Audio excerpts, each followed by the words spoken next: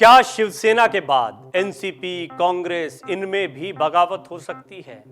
ये कयास बहुत तेज हैं और इसका ठोस आधार है कि यदि बीजेपी एकनाथ शिंदे गुट की सरकार को मजबूती से चलाना है तो इतने पर्याप्त विधायकों की संख्या होनी चाहिए कि यदि फिर से शिंदे गुट में बगावत हो जाए तो पर्याप्त विधायक सरकार चलाने के लिए मौजूद रहें। इससे एक बैलेंस बना रहता है। हम देख रहे हैं जिस तरह से बीजेपी समीकरण साधने की कोशिश करती है उससे स्पष्ट है कि कहीं ना कहीं एक दबाव रहता है, कहीं ना कहीं असंतोष का एक भाव उन बागी नेताओं में देखने को मिलता है जिन्हें सरकार में शामिल किया गया है, लिहाजा उन्हें हर बार मनाने की कोशिशें की जाती है। ऐसे में क्या इस डर से बाहर निकलने के लिए बीजेपी कोई बड़ी प्लानिंग कर सकती है? ये बहुत महत्वपूर्ण सवाल है क्योंकि महाराष्ट्र की सियासत में हलचल मची हुई है। महाराष्ट्र सरकार में कैबिनेट का दूसरा विस्तार अक्टूबर के महीने में होने की संभावना है और सूत्रों के मुताबिक इस बार करीब 20 मंत्री शपथ ले सकते हैं। वहीं इस बार के कैबिनेट विस्तार के दौरान सबसे चौंकाने वाली बात यह हो सकती है कि महाराष्ट्र कांग्रेस के एक बड़े नेता और पूर्व सरकार में मंत्री रह चुकी एक शख्सियत को अगली कैबिनेट विस्तार का हिस्सा बनाया जा सकता है। इस तरह की चर्चाएं गर्म हैं, इस तरह के कयास लगाए जा रहे हैं। वहीं कांग्रेस पार्टी के कुछ और नेताओं के पार्टी छोड़ने की खबरों के कयास भी लगाए जा रहे हैं।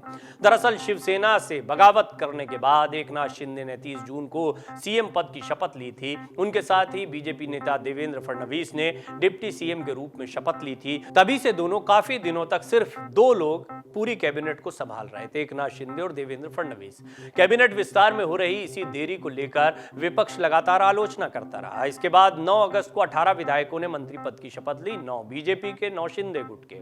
कुल मिलाकर 20 हो गए, 2 अगर एकनाथ शिंदे और देवेंद्र फडणवीस को मिला लिया जाए तो। एकनाथ शिंदे की कैबिनेट के पहले विस्तार में जिन 18 विधायकों को मंत्री पद की शपथ दिलाई गई उनमें 9 मंत्री बीजेपी के और 9 मंत्री एकनाथ शिंदे गुट के हैं। 18 विधायकों में शामिल राधे कृष्ण विखे पाटिल, सुधीर मुनगंटीवार, चंद्रकांत पाटिल, विजय कुमार गावित, गिरीश महाजन, गुलाब राव पाटिल, दादा भुसे, संजय राठौड़, सुरेश खाड़े, संदीपन भूमरे, उदय सामंत, तानाजी सामंत, रवीन चव्हाण, अब्दुल सत्तार, दीपक केसरकर, अब्दुल सावे, शंभुराज देसाई और मंगल प्रभात लोढ़ा के नाम हैं। एकनाथ शिंदे की पहले कैबिनेट विस्तार में कुल 18 विधायकों को मंत्री पद की शपथ दिलाई गई और जैसा हमने आपको बताया कि 9-9 का फार्मूला तय हुआ था। वहीं पहले कैबिनेट विस्तार में किसी मंत्री को जगह नहीं मिल पाई थी। महाराष्ट्र में पहली बार कैबिनेट के विस्तार में इतनी देरी नहीं हुई है। इससे पहले भी साल 2019 में जब शिवसेना, कांग्रेस और एनसीपी के गठबंधन की महाविकास अघाड़ी सरकार ने शपथ ली थी तो उसके बाद 32 दिनों तक राज्य में कोई कैबिनेट नहीं थी। उसकी वजह यह थी कि बहुत सारे दलों को मिलाना था, किसके कितने मंत्री होंगे, कौन से चेहरे होंगे जैसे, और किसके पास क्या विभाग होंगे, बहुत कयास लगाने पड़ते हैं।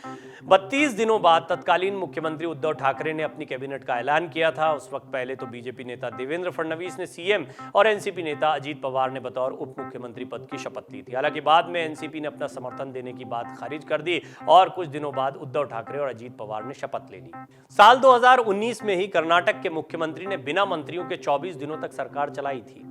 इतना ही नहीं, इस दौरान उन्होंने 4 कैबिनेट बैठकें भी की। इसमें वो अकेले मंत्री थे जो मौजूद रहते थे। इसके अलावा साल 2018 में तेलंगाना में 13 दिसंबर 2018 से 18 फरवरी 2019 यानी 68 दिनों तक सबसे छोटी कैबिनेट थी। इस दौरान राज्य की कैबिनेट में सिर्फ 2 सदस्य थे।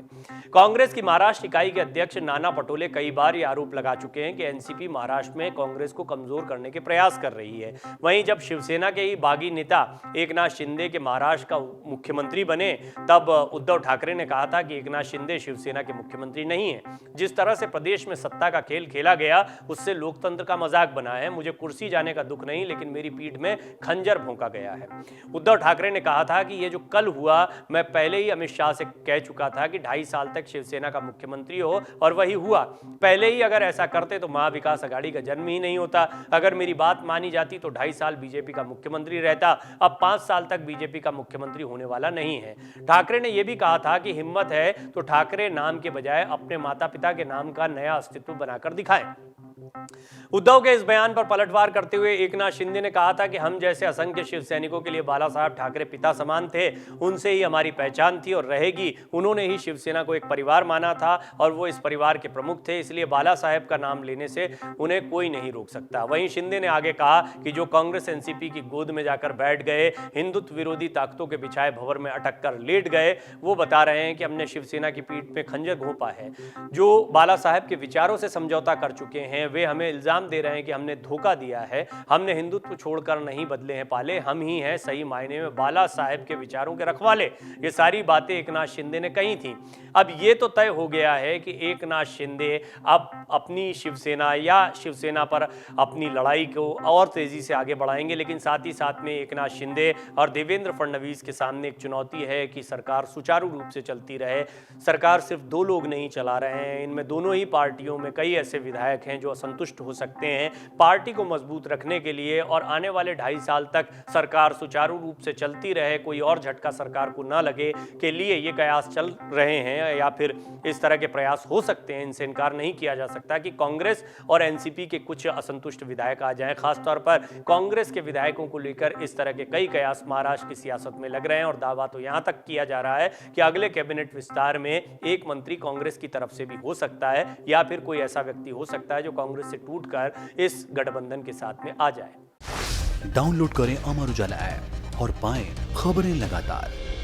अगर आप ये वीडियो YouTube पर देख रहे हैं तो हमारे चैनल को सब्सक्राइब करें और बेल आइकन को दबाना ना भूलें। अगर आप Facebook पर ये वीडियो देख रहे हैं तो हमारे पेज को लाइक करें।